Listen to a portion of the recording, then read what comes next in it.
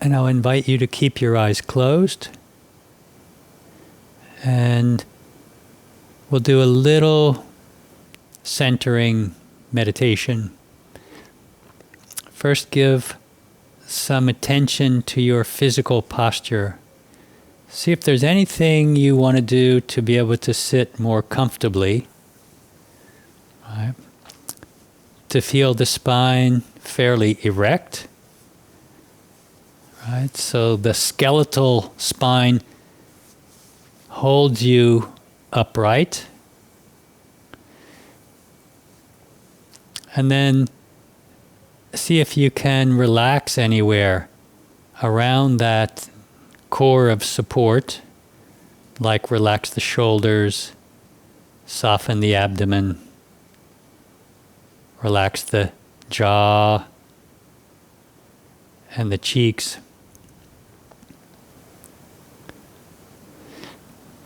I find it especially helpful to relax the eyes and the area behind the eyes, inside the head. Just visualize that area softening.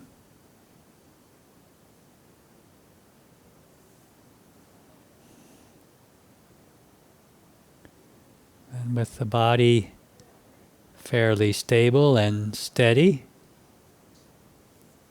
briefly watch the breath.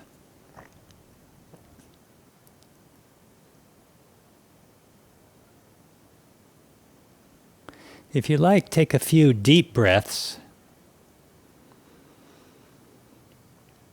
and as you exhale, feel that you're letting go of any leftover impressions from earlier in the day, any distraction, any tendency to look back or forward. And after a few deep breaths, letting go this way on the exhale, let the breath relax into its own gentle rhythm.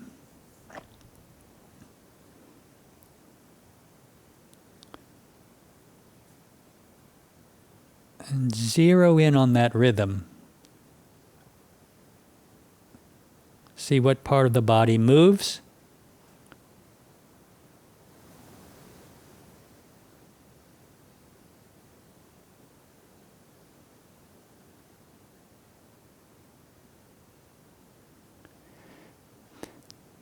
Then turn your attention to your own mind and thoughts.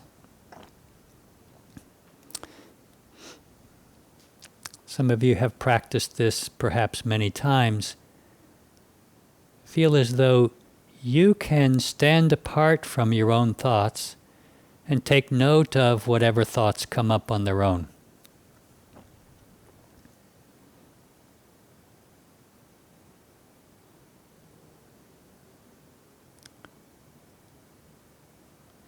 And without dwelling on any one of those thoughts, just keep watching, letting them come and go.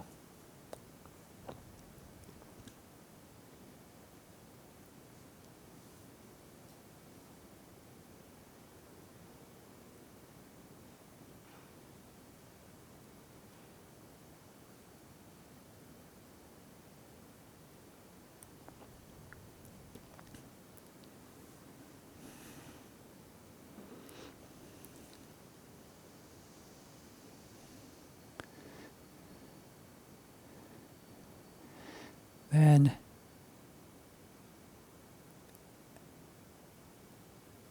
Come again to this place that you watch from, and turn your attention away from thoughts to just be in the place that watches, the awareness, and see what it feels like just to rest there in the awareness.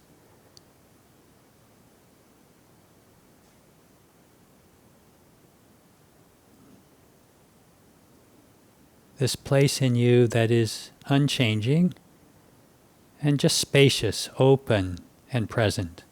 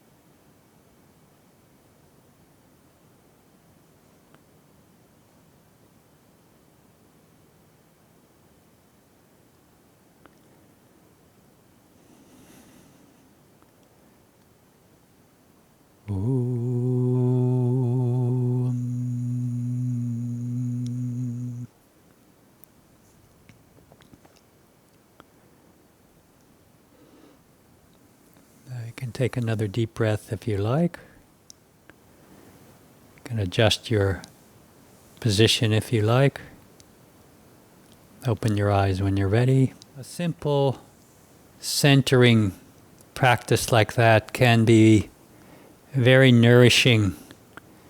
It can be a great way to disengage from the reasoning, planning, and measuring that goes on in the mind so much of the day. In our modern culture, we've put the mind so much in charge of our lives, and in particular, the reasoning mind. Right? The mind that learns how to use Zoom, how to find your way around a registration system and save your password and know how to manipulate technology. Right? So much of our lives, that aspect of our being is sort of in charge, and we're counting on it to know how to do things. And the problem with that can be that we become disconnected from the heart, right? Which doesn't feel so useful in the same way in the world that we live in. But a lot of suffering results from being disconnected from the heart. And that's something that's a key element of this workshop, resolving inner conflict and painful emotion, is the willingness to bring compassion, to bring the heart, to open ourselves to what is, to be present to it thoughtfully, to have compassion for ourselves and our experience. In part one of this workshop, we talked a lot about the nature of emotion as a natural part of the human experience. As long as there's change, as long as there's impermanence, things coming and going, and as long as we try to depend on those things as our sense of security and stability, we'll struggle.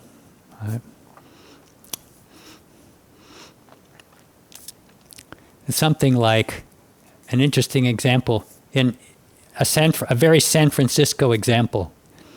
We generally depend on the floor that we're walking on or the sidewalk that we're walking on to be stable. Right? But when an earthquake comes, even that is pulled out from underneath us. Right?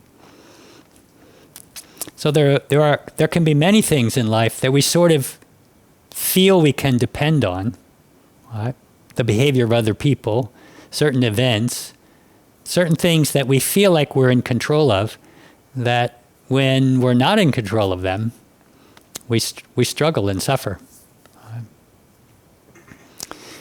So in a way, and I talked about this last in part one, these are important teachers for us. These are important learning opportunities to see the places where we may be depending on some source of stability or happiness or security that's not skillful, not healthy.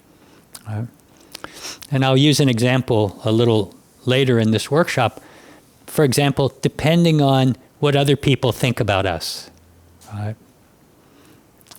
It's not that unusual for us to want to be liked, admired, appreciated.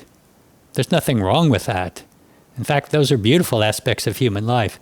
But to depend on those things as the source of our self-esteem, the source of our personal stability, it's really not wise. And we suffer a great deal from that. Many of us learned that the hard way. I know I did. So something that I want to emphasize in this workshop is bringing the heart to our personal path, right? To our spiritual lives, right? Bringing a sense of openness and compassion, inquiry into our lives, rather than some kind of standard we impose on ourselves or some kind of self-judgment that ends up creating a lot of harm. I want to do a little bit of review of some of the things I talked about in part one, but just very briefly.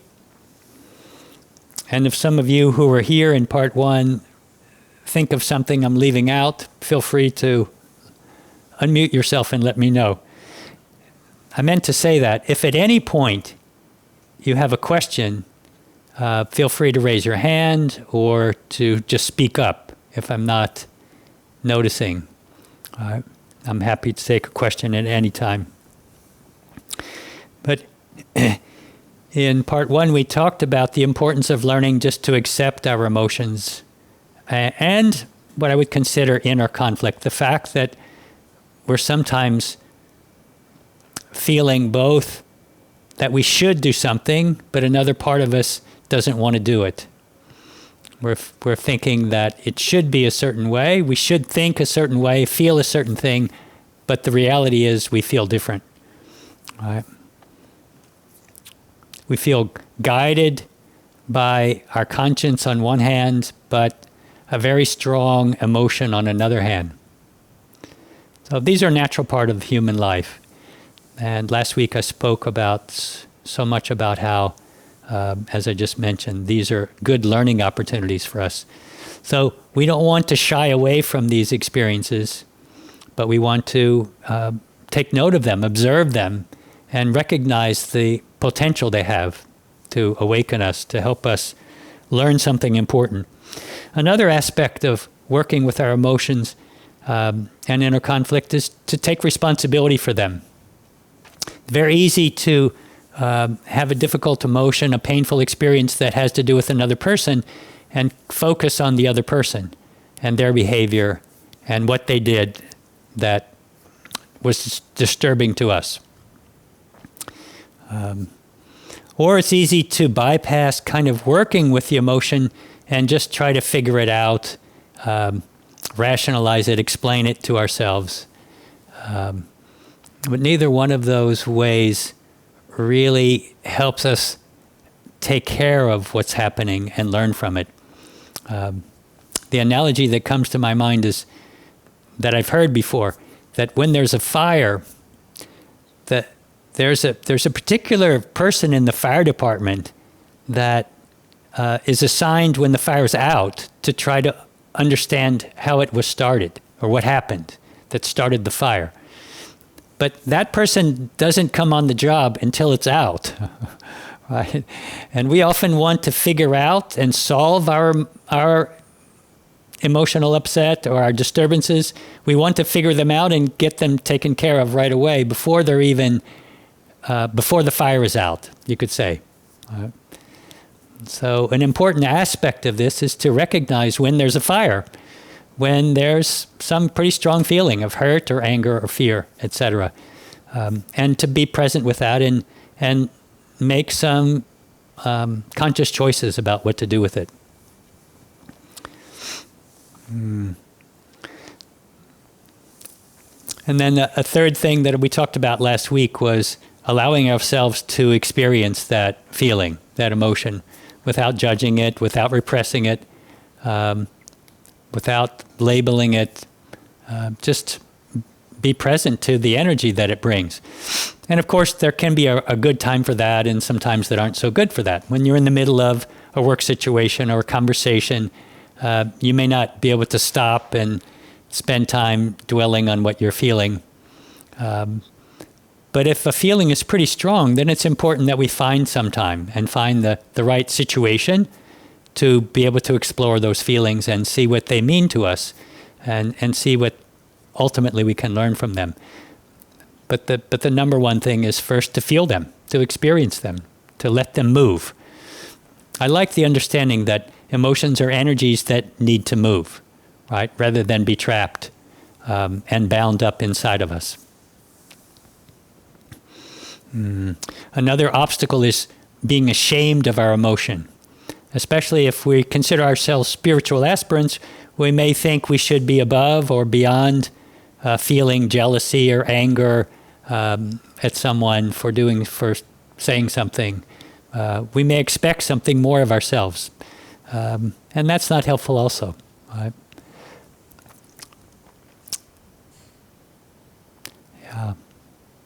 Yeah, I think, I don't know if I said this in part one of this workshop, but I love this quote that I heard from someone. I think it was Stephen Levine, a spiritual teacher named Stephen Levine, that said, suffering is resistance to what is. All right? What we're experiencing, what is, may be painful, but we suffer when we resist it, when we push it away, when we judge it, when we don't like it. All right? Another aspect of allowing ourselves to feel these things is to be safe enough, right? To have the support that we need. And that's one reason I like to practice mindfulness or a kind of centering meditation like we did in the very beginning. Because our ability to be present to what is and what may be challenging to be present with, we can cultivate that ability. We can develop the capacity to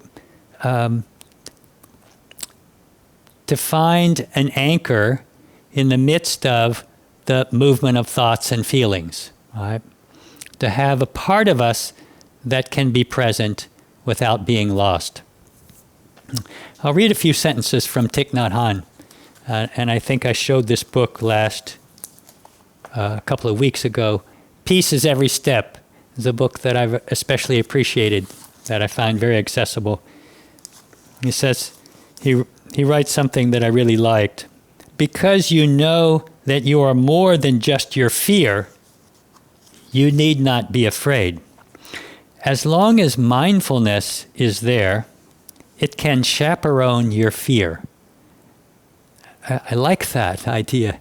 Your own mindfulness is a chaperone to your fear, or a brother, a sister to your fear, to your anger, to your depression.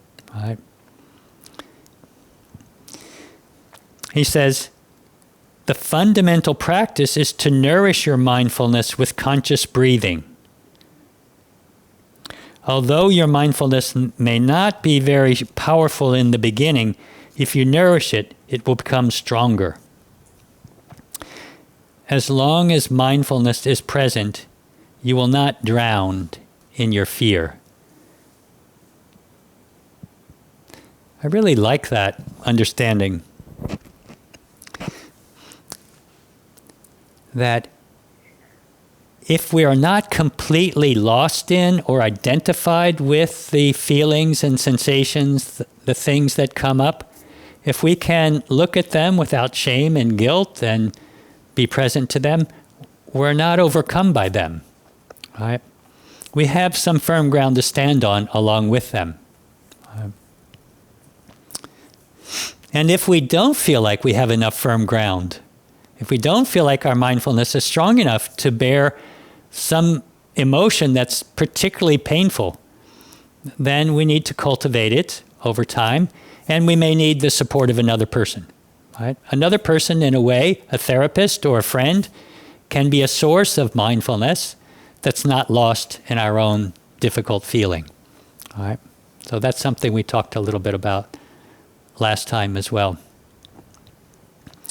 There's a beautiful story I was reminded of that's told in this book, A Path with Heart, by Jack Kornfield. I'll hold this book up also. A Path with Heart. A little story is told about a young man who was a medic in the war in Vietnam. And he saw some terrible injuries and suffering working with those who were injured in that war. And those memories plagued him for many, many years. Dreams that would bring those issues up.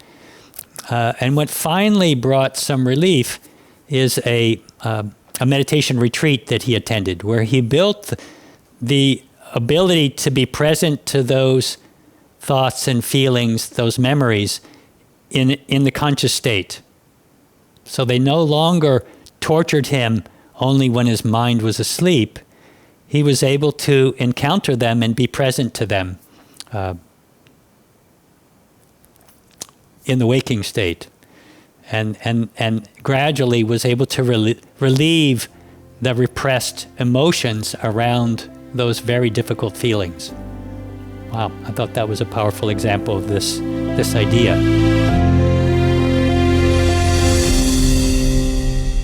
Tune in again for more spiritual teachings. Om Shanti.